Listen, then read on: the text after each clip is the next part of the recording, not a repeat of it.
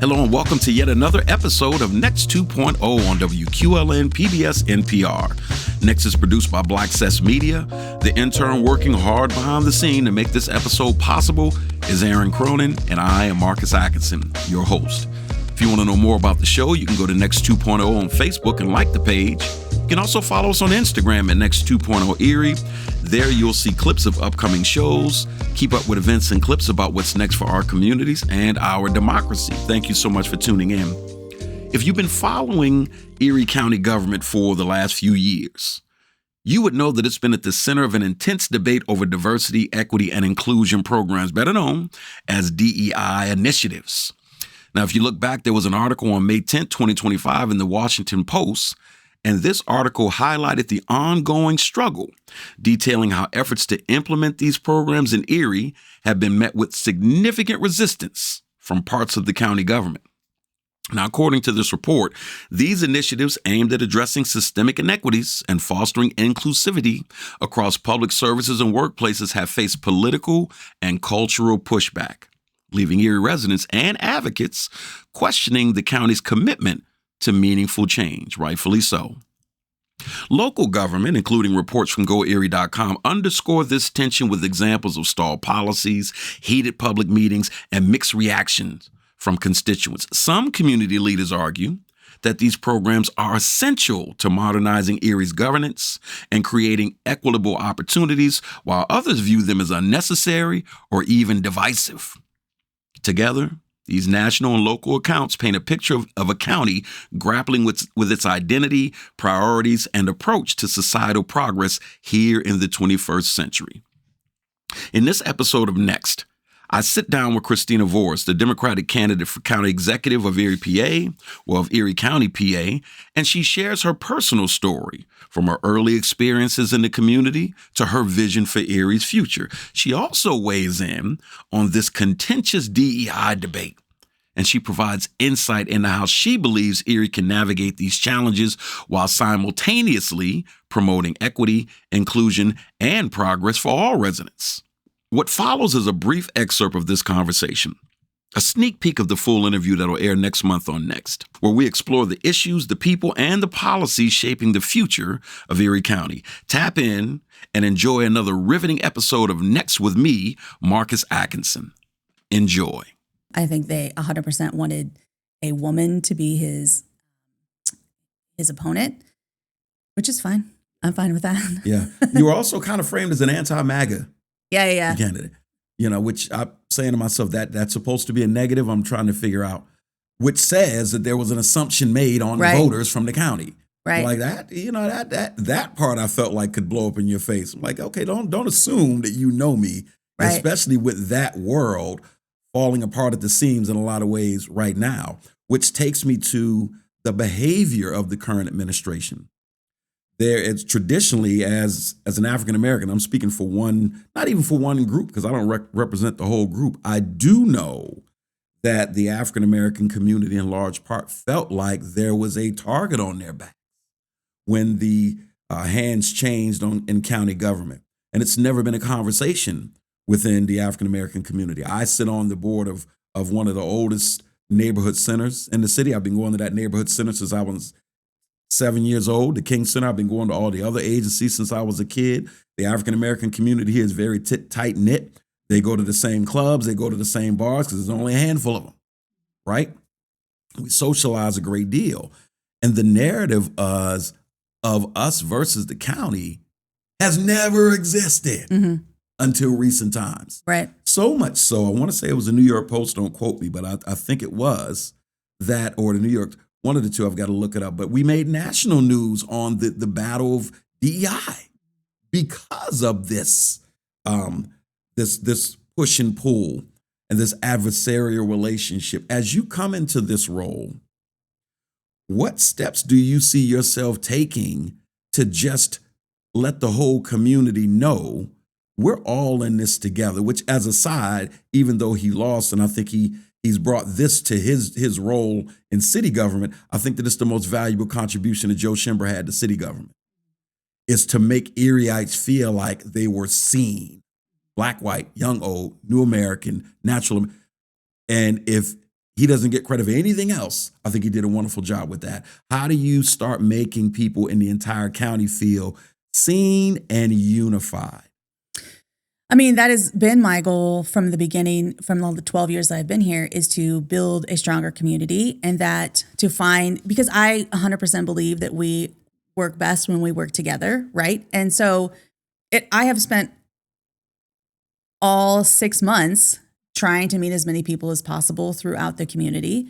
And it is an understanding that we are all, I believe the majority of people that live in Erie County want the same things, right? They want jobs with dignity. They want to be able to provide for their children. They want opportunities to grow, right? No matter age, gender, ethnicity, whatever it is. And that comes out when people feel valued and when people feel seen and when they believe that they are contributing. And stifling that, like he has, is just, it's demoralized the people that work at the county. It has prevented momentum from happening in the county and growth. And it has taken us in a way that I don't think Erie is benefiting from at all. So how do you change that? I think it's just being able to work with others, listen to others, bring people to the table, be someone that can listen to everybody's point of view without an ego involved, and find out who has the best solution so that we can actually make real change and provide the services and the environment and the economy that will help bring everybody up. Mm-hmm. I spoke with Christy Ganibas here on the show, Human Relations Commission, County Commission, right? And as she is the new director of that, there was a lot of focus on her being Black in Erie. Panel discussion she had down at the Blasco Library. And we pointed out on the show that this is one in a series, Disabilities, New America. And she outlined the fact that this is an ongoing series. We read all of the different aspects and facets of diversity that this commission was created to not just shine the light on, but to make sure that we were working in a way that was inclusive of all Erie County residents, devoid of whatever difference they have from the general population. I thought that was important. There was a lack of appreciation and actually a frustration from county government of the work and the charter of this county commission.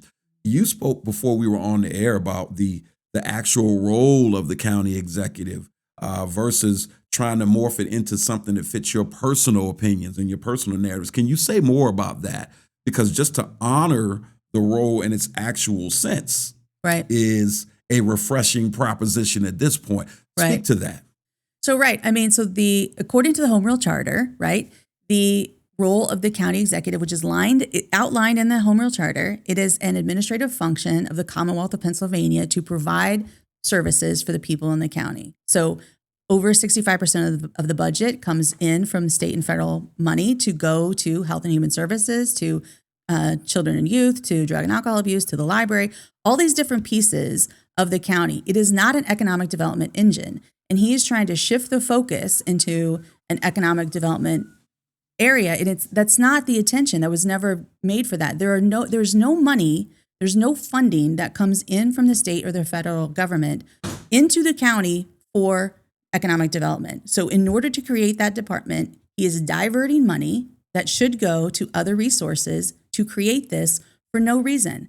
So right now it's over $3 million that has been used for that could go to other things. And there's a real need in all these other areas for those dollars to do essentially work that is already being done, because he can't work with other people. So he has limited the access to other agencies, to Infinite Erie, to Impact Corey, to the Redevelopment Authority, all of these other agencies that are doing the chamber, those that were created for those economic development purposes.